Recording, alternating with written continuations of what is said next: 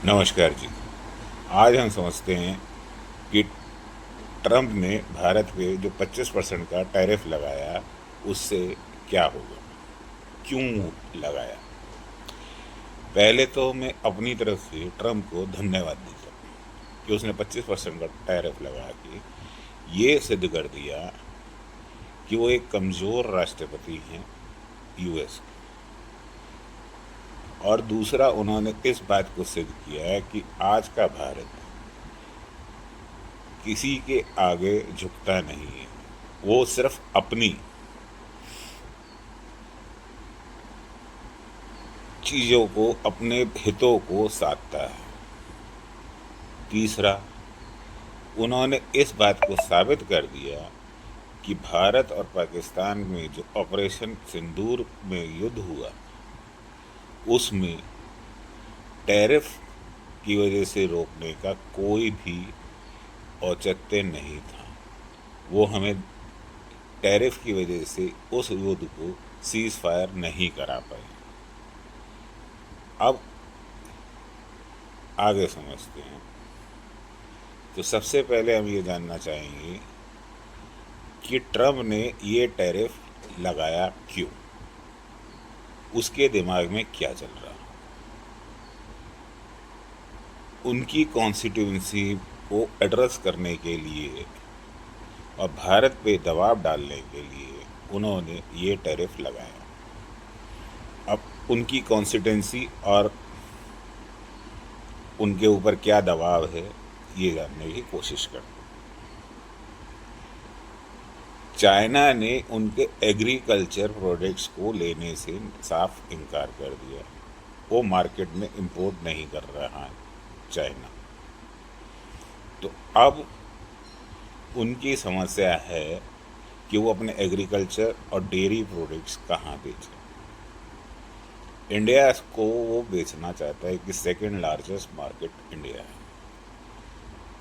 India इस बात पे कभी भी राजी नहीं हो सकता कि वहाँ से एग्रीकल्चर प्रोडक्ट्स और डेयरी प्रोडक्ट्स यहाँ आए, क्योंकि डेयरी प्रोडक्ट्स के अंदर वो अपने एनिमल हस्बेंड्री को नॉनवेज मिला हुआ प्रोडक्ट्स देते हैं।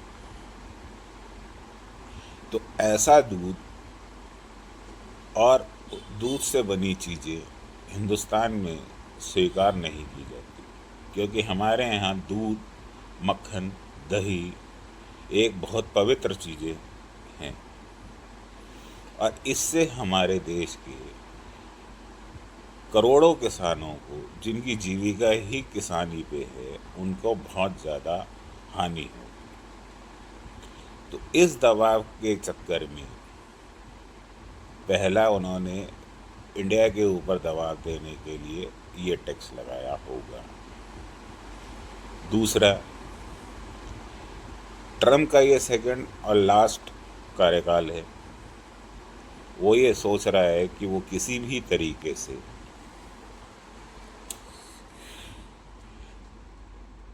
नोबेल प्राइज़ ले ले पीस के लिए। यूक्रेन का युद्ध रुका नहीं, पुतिन उसकी सुनता नहीं। इज़राइल का भी कुछ ना कुछ चल ही रहा है।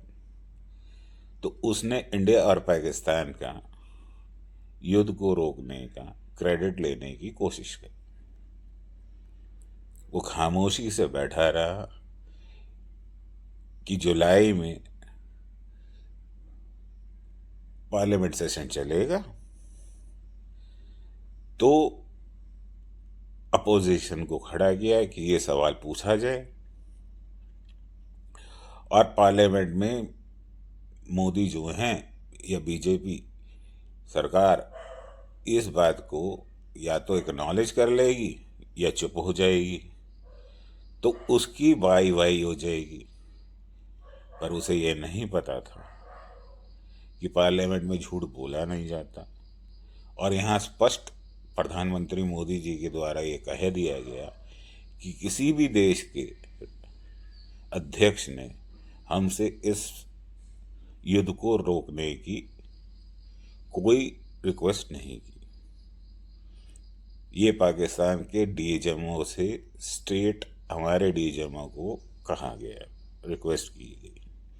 उसके बाद हमारा सीज फायर रोका गया और अभी भी हमारा ऑपरेशन सिंदूर चल रहा है। तो जो उसकी महत्वाकांक्षा थी ट्रम्प की कि वो नोबेल पीस प्राइज ले ले युद्ध रुकवाने के लिए, वो सब फ्लॉप हो गई। तो उसकी हताशा में, जैसे वो कहते हैं ना, बिल्ली खंबा नोचे, उसने उसके रिएक्शन में ये इम्पोज कर दिया। अब इससे क्या होगा? हमारी ज्वेलरी बिजनेस पे, हमारे टेक्सटाइल पे, सबसे ज़्यादा हमारे आईटी सेक्टर में परेशानी थोड़ी सी बहुत होगी। लेकिन इसका काउंटर करने के लिए हमने बहुत सारे एफटीए किए, यूरोपियन यूनियन से, ऑस्ट्रेलिया से। अब पहली चीज़ तो ये है कि ये ट्रम्प ने ऐसा क्यों किया? क्या ये निश्चित रहेगा, चलता रहेगा, टैरिफ इतना ही रहेगा? नहीं, ये सिर्फ दबाव दे रहे हैं, क्योंकि इकोनॉमी हमारे से ज़्यादा उनकी खुद की खराब होने जा रही है। तो ये सिर्फ एक पॉलिटिकल वो है और कुछ नहीं।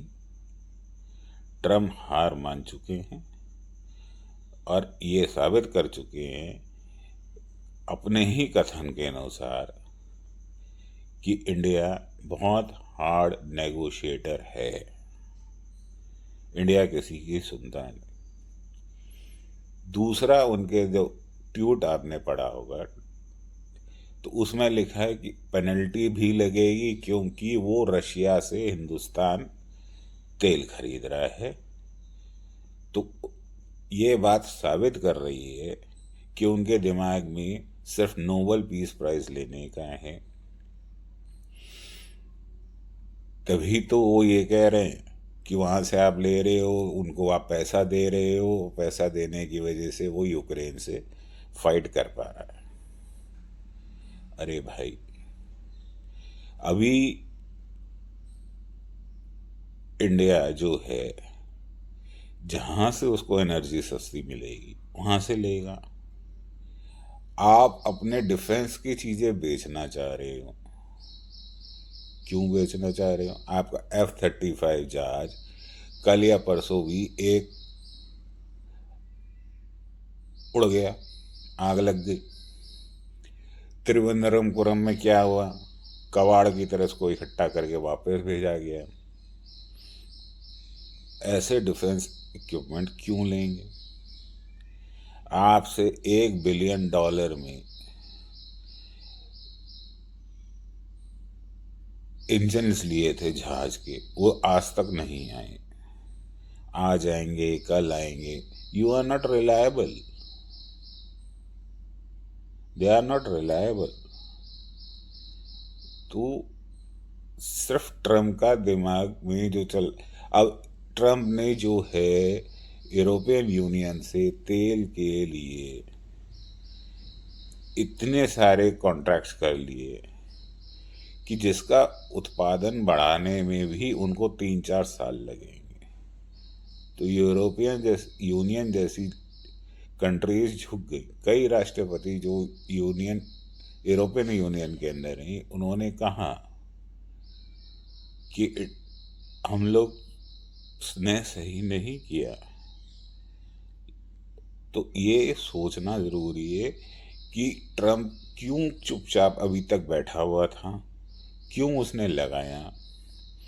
और अब उसने पाकिस्तान के साथ ऑयल की डील करी और उसने कहा कि 2-3 साल में पाकिस्तान हिंदुस्तान को ऑयल बेचेगा। बताओ उसको, जो दुनिया में अपने आप को कहता है कि मैं हिंदुस्तान का दुश्मन हूँ या हिंदुस्तान मेरा दुश्मन है, सारी दुनिया में गाता फिरता रहता है।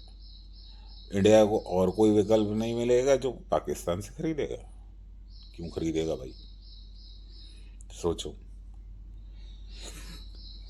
ट्रम्प की सबसे बड़ी परेशानी ये है कि उसके जो डिफेंस के चीज़ें, उसका एग्रीकल्चर, उसका डेयरी प्रोडक्ट्स, और जो उसने ऑयल अपना बेचना चाह रहा है,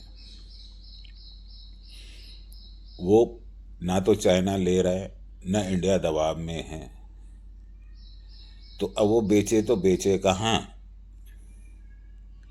और अगर वो टैरिफ बढ़ाता ही चला जाएगा तो होगा क्या?